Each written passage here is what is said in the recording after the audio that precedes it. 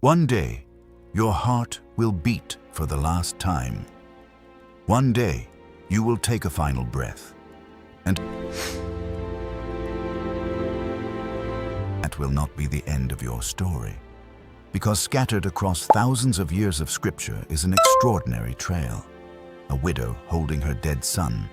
A child lying motionless in an upper room. A corpse thrown into a prophet's grave. A desperate father begging Jesus to hurry. Please come, my Lord.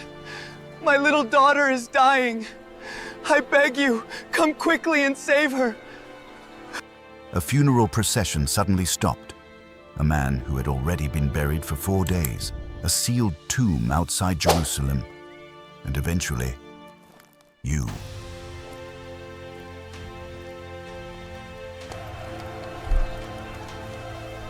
These are not disconnected miracles. They are pieces of one enormous story.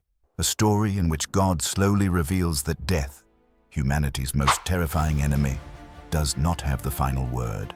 And if you follow these resurrections carefully, you will discover something remarkable. Every grave is taking us somewhere. Every person who rises is revealing something. And every victory over death is preparing us for the moment when one resurrection changes the destiny of humanity forever. But the first recorded resurrection in Scripture begins with something painfully ordinary. A mother losing her child. Long before Bethlehem, long before Lazarus, long before anyone stood outside the tomb of Jesus, there was a widow living in a place called Zarephath. The prophet Elijah had been sent there during a devastating famine. When Elijah first encountered this woman, she was gathering sticks. She had almost nothing, only a handful of flour, a little oil, and a son depending upon her. She believed they were preparing their final meal. Then Elijah came with a promise from God. The flour would not run out, the oil would not fail, and somehow, through the famine, they survived. It must have seemed as though death had passed their house. But then something happened that the widow could never have expected. Her son became sick. His condition grew worse, and eventually, he stopped breathing. Imagine that room. The famine had not taken him. Starvation had not taken him, but now the boy she had fought desperately to keep alive was lying motionless in her arms. She turned toward Elijah in anguish. Why had this happened? Why had God preserved them through famine only for her son to die now? Perhaps you have asked a version of that question yourself. Why rescue me from one thing, only to allow another? Why answer one prayer, while another seems to end in silence? Elijah took the child from his mother's arms and carried him upstairs. Then the prophet did something extraordinary. O Lord, hear my voice. I beg you, let this child's soul return. Scripture says that the Lord heard Elijah. The life of the child returned to him, and the boy revived. Then Elijah carried him downstairs. Picture the mother looking toward those stairs. The prophet who had carried her dead child upward was coming back down. But he wasn't alone. Her son was alive, and Elijah placed the child into his mother's arms and said, "See, your son lives." For the first time in the biblical record, death had taken someone, and God gave him back. But don't move past this moment too quickly, because the boy of Zarephath eventually grew older, and one day, he died again.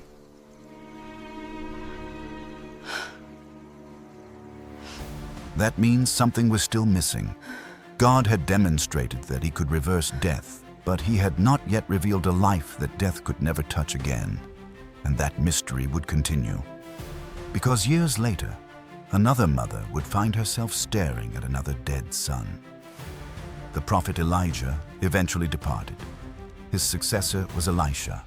And among the people who showed kindness to Elisha was a wealthy woman from Shunem.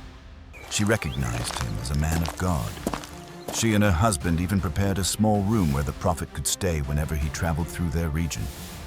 But there was something missing from this woman's life. She had no son, and her husband was old. Then Elisha gave her an astonishing promise. She would have a child. About this time next year, you shall embrace a son. The promise came true. A son was born. Years passed. The boy grew.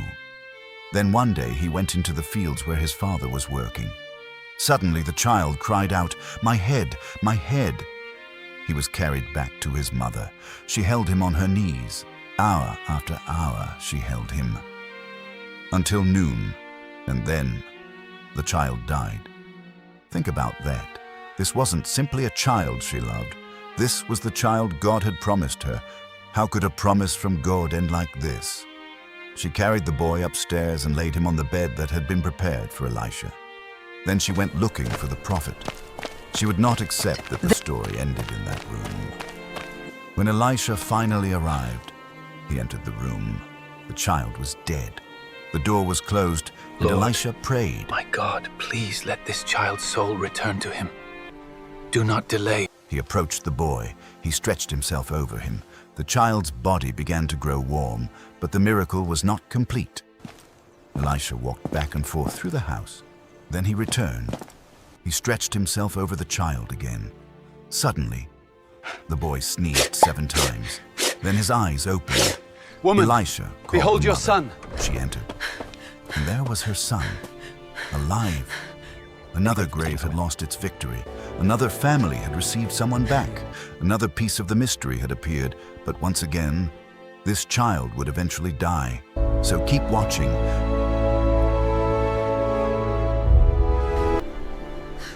Because God was showing humanity his authority over death. But he had not yet destroyed death itself.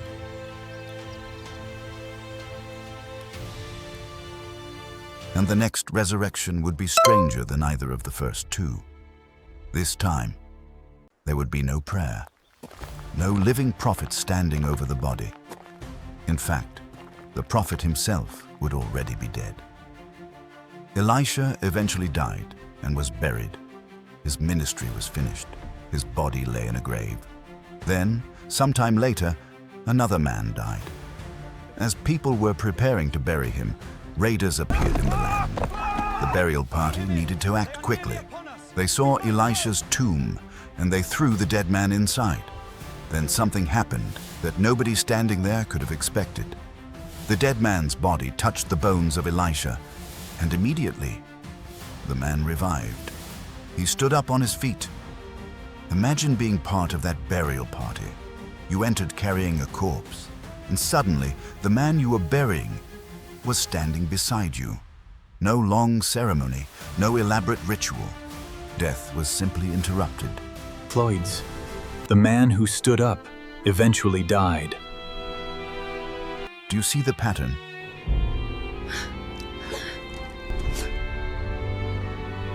God can return life.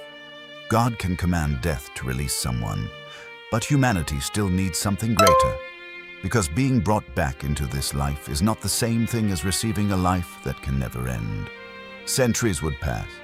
Prophets would come and go. Empires would rise and fall. Generations would enter their graves. And then, a man appeared in Galilee. His name was Jesus. And when he confronted death, something began to change. A synagogue ruler named Jairus had a daughter. She was about 12 years old, and she was dying. Jairus was an important man, but status becomes meaningless when your child is dying.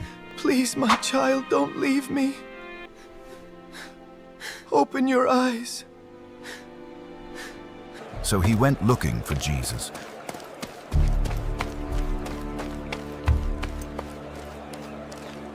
When he found him, he fell at his feet. My daughter is dying. Please, you must come quickly. My daughter is dying. Please, I beg you, come to my house. Lay your hands on her so that she may live. Only come, Lord, come quickly. Jesus went with him, but the crowd pressed around him, and then